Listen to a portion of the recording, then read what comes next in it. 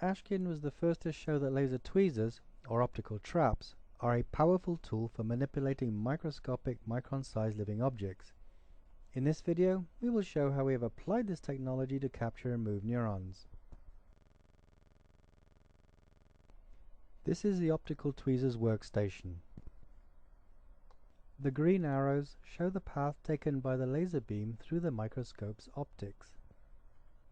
When a laser beam focused by the microscope objective lens is refracted by a cell, the force that changes the direction of the light rays acts on the cell, moving the cell towards the center of focus. This generates piconewtons of force sufficient to pull a cell through medium. In this video we will talk about fabrication of dishes, preparation of retinal cells, plating of cells on cultured dishes, laser tweezer manipulation, and observation of cell growth. Because cells stick to glass, we needed to create a cell repellent area where cells can be easily trapped with the tweezers. Half the dish was coated with polyhema, a cell repellent polymer. The other half was coated with Sal1, a substrate that supports the growth of our cells. First, a cell is identified on the cell adhesive side of the dish. Another cell is then trapped on the polyhema side and transported to the adhesive side, where both cells are paired.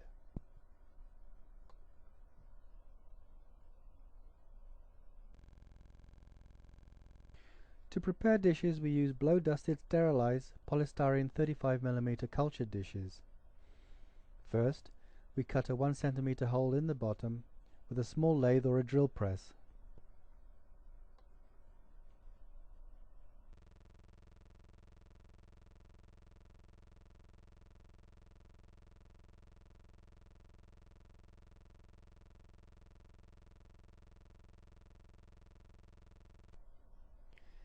Take acid-clean cover glasses and place them upright in a dust-free environment such as a hood.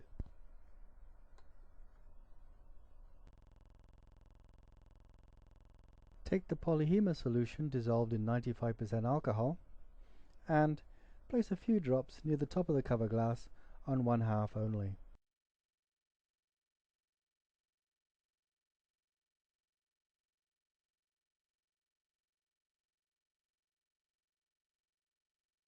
Allow the polyhema to dry.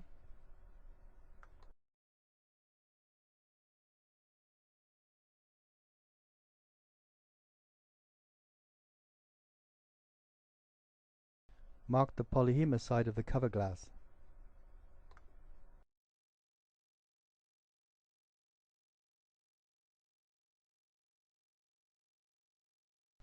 Put seal guard around the hole in the bottom of the cultured dish.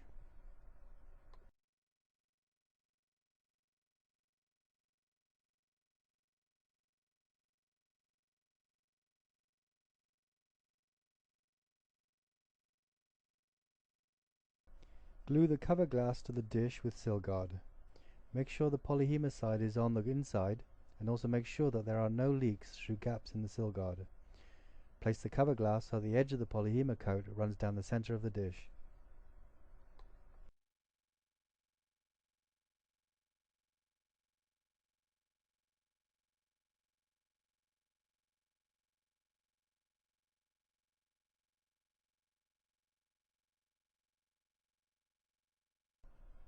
Allow the dish to dry for 2 to 3 days.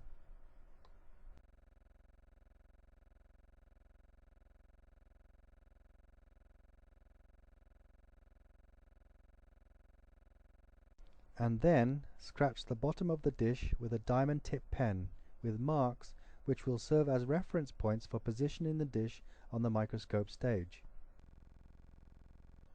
Place the dishes in the hood and sterilize them under the ultraviolet light.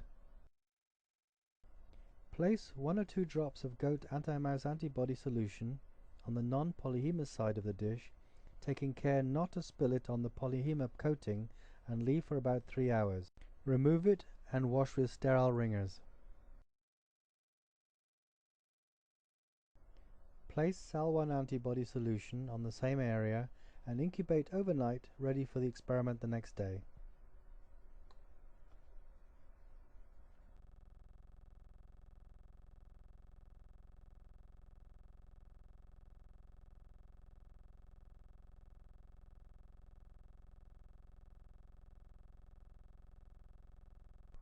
The cells in our lab are derived from adult aquatic phase salamander retinas. The retinas are dissected and removed, digested with enzyme,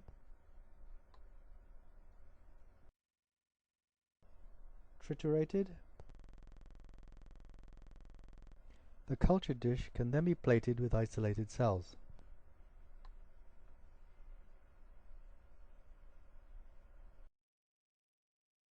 The eyes are removed, the cornea is dissected and removed.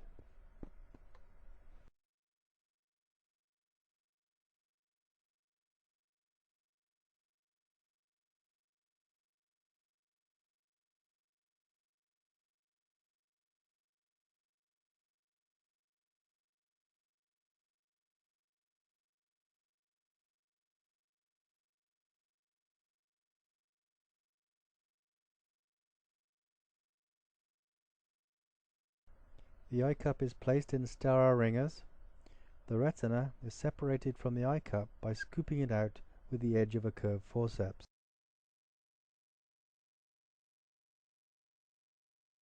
Carbon dioxide and oxygen is bubbled into a ringer solution containing papain and then sterilized through an ultrafine 0.2 micron filter.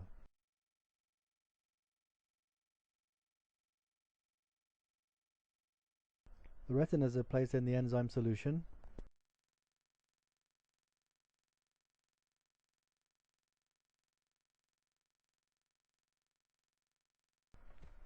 And digested for about 40 minutes with agitation to break up the tissue.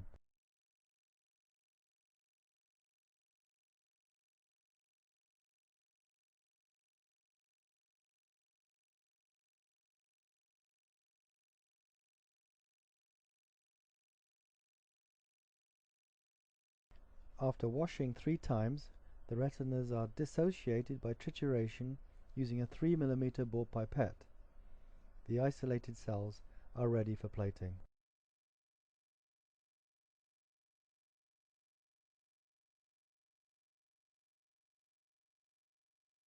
Before plating, the culture dish containing medium is placed on the microscope stage and oriented appropriately using the scratch marks on the bottom of the dish. This allows the exact position of the dish to be duplicated at a future time. The cells are then plated on both polyhema and cell 1 sides of the dish.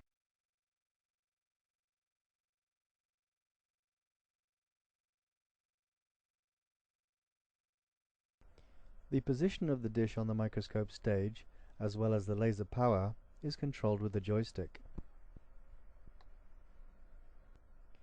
First, we identified a cell adhered to the cell 1 side of the dish. This is a retinal multipolar cell identifiable by its dendrites. The coordinates of the cell's position is saved.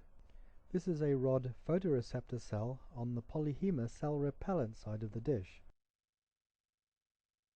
The dish is lowered and the cell is captured by the laser and lifted clear of the bottom of the dish.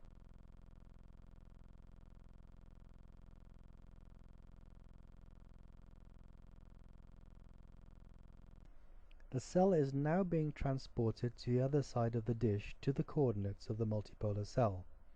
In reality, the cell is stationary. It is the dish that is moving. The cell is now passing over the edge of the polyhema coating.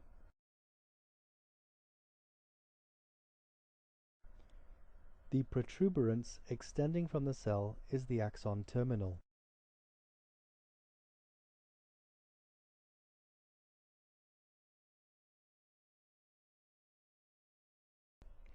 The cell is well clear of any debris and other cells at the bottom of the dish, which may obstruct its movement.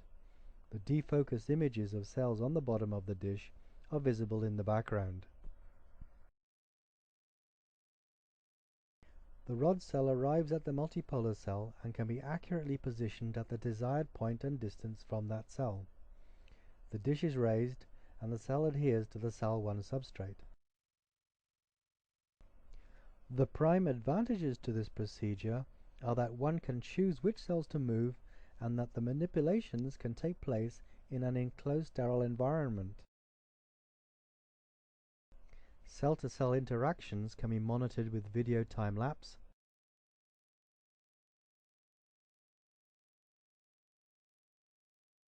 or by digital photography. Laser tweezers can be used with any biological technique. Here, for example, a fluorescence technique demonstrates the presence of synaptic proteins at points of connection between cells moved by the tweezers.